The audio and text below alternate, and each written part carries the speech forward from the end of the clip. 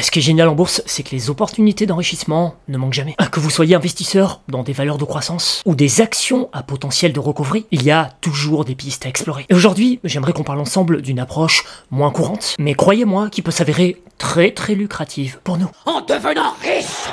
Alors, pour les investisseurs ici présents, qui débutent depuis peu et qui ne seraient pas familiarisés avec cette approche d'investissement, en fait, les sorties de cote, aussi appelées retrait de la bourse, c'est un moment clé qui peut offrir une belle opportunité d'enrichissement aux actionnaires. Voilà, les sous-sous dans la poche. En gros, quand une entreprise souhaite quitter les marchés financiers, pour différentes raisons stratégiques et financières, elle peut pas décider du jour au lendemain de partir comme ça. Allez, salut! L'entreprise qui souhaite quitter les marchés financiers est obligée de passer par une procédure de sortie très précise, et dans le cadre de cette sortie, elle doit notamment s'entendre avec les actionnaires pour racheter leurs actions. Sauf que vous, si vous êtes actionnaire et confiant dans le potentiel de l'entreprise cotée que vous détenez, vous avez peut-être pas envie de vous débarrasser de la part de propriété que vous possédez. Du coup, et c'est là où c'est intéressant, pour vous convaincre de lâcher votre part de propriété, l'entreprise propose généralement une prime pour racheter les actions, ce qui peut alors rapporter gros à ceux qui étaient déjà positionnés. Et dans cette vidéo, je compte sur votre like pour saluer la démarche. Je vais vous partager une liste d'actions PEA éligibles PEA-PME qui pourraient bien offrir ce type d'opportunité. Du coup, si vous cherchez à maximiser vos gains avec une approche d'enrichissement différente, je vous invite à rester avec moi jusqu'à la fin, car vous allez voir, le potentiel est là. Une nouvelle fois pour les sous-sous dans la poche. Alors, si j'oriente cette vidéo sur les actions PEA éligibles PEA-PME, c'est parce que les sorties de la cote se multiplient à la Bourse de Paris, essentiellement dans le compartiment des petites et moyennes valeurs. Le tableau que vous voyez actuellement est extrait du Journal des finances investir, paru le 28 septembre dernier. Il recense toutes les opérations qui ont eu lieu cette année, ou celles qui ont été annoncées. Et la bonne nouvelle pour nous, c'est que cette liste devrait encore s'allonger. Putain, c'est bon ça! Et si cette liste devrait encore s'allonger, c'est notamment parce que le marché français, et plus largement le marché européen, valorise souvent moins bien les entreprises cotées, à comparaison par exemple de Wall Street, où là, la folie spéculative est à son apogée. Et c'est pour ça que j'invite les jeunes capitalistes ici présents à se diversifier à l'international. Car oui, les actions européennes éligibles au PEA représentent un attrait fiscal intéressant, mais les actions américaines offrent souvent, en contrepartie d'une fiscalité plus élevée, un dynamisme bien plus prononcé. Exemple concret avec cette action Accenture que je vous indiquais acheter dans ma newsletter de juin dernier, c'est à date de ce matin une performance de plus 29% sur capital initial placé. Et si je vous prends maintenant une action PEA similaire que j'aime beaucoup, à savoir Capgemini, depuis juin dernier, cette action PEA fait du quasi sur place et part même à la baisse actuellement. Tout ça pour vous dire que lorsque vous hésitez entre une action européenne et une action américaine évoluant sur le même cœur de métier, le choix le plus judicieux est souvent l'action américaine, donc l'action compte titre. Et au passage, si vous êtes en quête d'un compte titre, vous aurez en plus en ce moment jusqu'à 100 € de frais de courtage offerts chez DeGiro, avec mon lien en description. Maintenant, ne vous méprenez pas sur mes propos, il faut pas dénigrer le PEA pour autant. Car en Europe, je reconnais bien volontiers qu'il y a des entreprises cotées absolument incroyables que vous ne retrouverez pas sur le marché américain.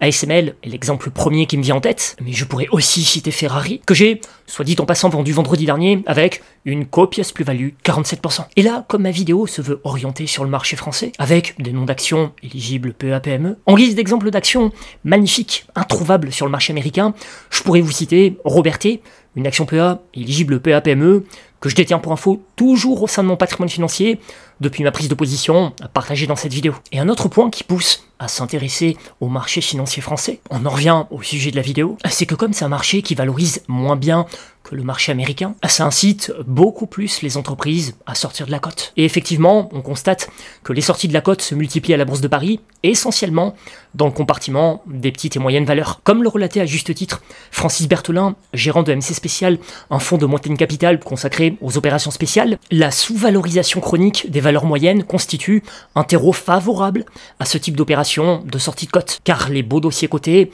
sont attirés par le private equity, qui les valorise sur la base de ratios plus élevés. En plus, ce qui n'aide pas le compartiment des petites et moyennes valeurs à bien se valoriser sur les marchés, c'est qu'en dessous d'1 milliard d'euros de capitalisation boursière, les bureaux d'analyse ne font pas de recherche sur les sociétés, si ce n'est de la recherche sponsorisée. À conséquence, en raison de la pauvreté de l'information disponible sur ce type d'action, les petites et moyennes valeurs ont du mal à attirer les liquidités des gérants de fonds qui, eux, ont besoin d'études et de références avant d'envisager se positionner. Toujours selon cet article, autre chose qui peut pousser les entreprises à sortir de la cote, c'est qu'une cotation coûte de plus en plus cher en raison du nombre croissant de contraintes imposées aux sociétés, notamment en matière d'ESG. Du coup, certains dirigeants de groupes de petite et moyenne taille préfèrent avoir un fonds de private equity comme partenaire. Surtout qu'un reproche que l'on entend de plus en plus souvent sur le compartiment des petites et moyennes valeurs, mais qui traduit le changement de paradigme en cours, la bourse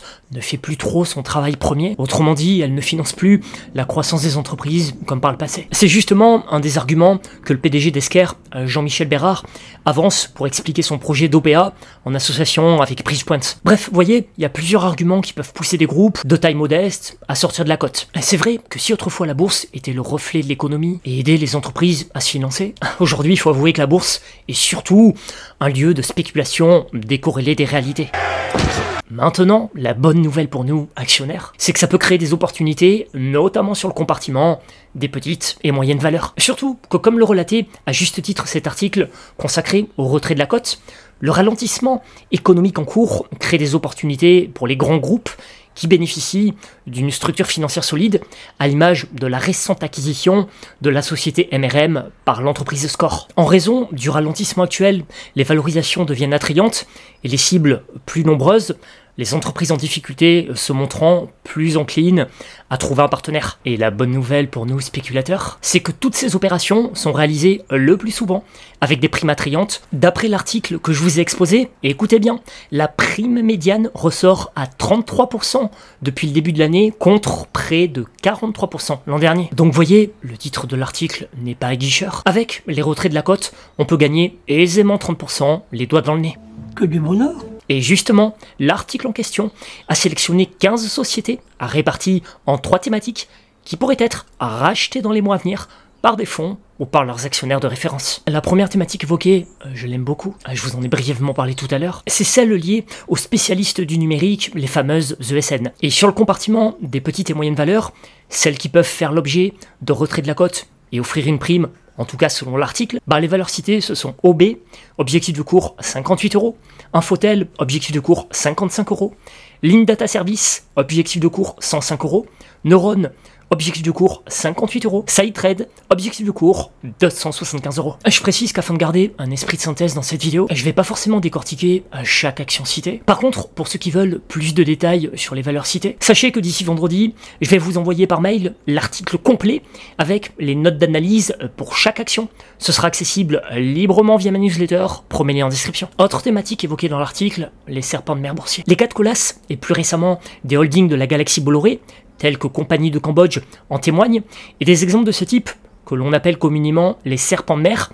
La bourse en compte de nombreux, et l'article en question nous en sélectionne 5, même si cette sélection aurait pu s'élargir à d'autres valeurs comme Gaumont, Électricité de Strasbourg, ou encore l'ensemble des caisses régionales du Crédit Agricole. Premier serpent de mer boursier cité, qui pourrait sortir de la cote avec une prime attrayante, c'est Esso, objectif de cours 215 €, Energy Group, que j'ai analysé récemment avec Opinion Acheteuse, objectif de cours 9,50 €, SMTPC, à ne pas confondre avec SMCP, objectif de cours 34 €, Lançon BCC, objectif de cours 52 €, Crédit Agricole Brie Picardie, objectif de cours 23 €. Enfin, dans cette troisième thématique, l'article cite comme potentielle opportunité de sortie de cote Coface, objectif de cours 19 €, Groupe Pizzorno, objectif de cours 95 €, Trigano, objectif de cours 140 €, Vallourec, objectif de cours 20 €, Voltalia, objectif de cours 11 €. Aurait pu aussi figurer dans cette liste le spécialiste des ingrédients naturels à destination de la parfumerie Robertet que je vous évoquais tout à l'heure, qui possède la particularité d'avoir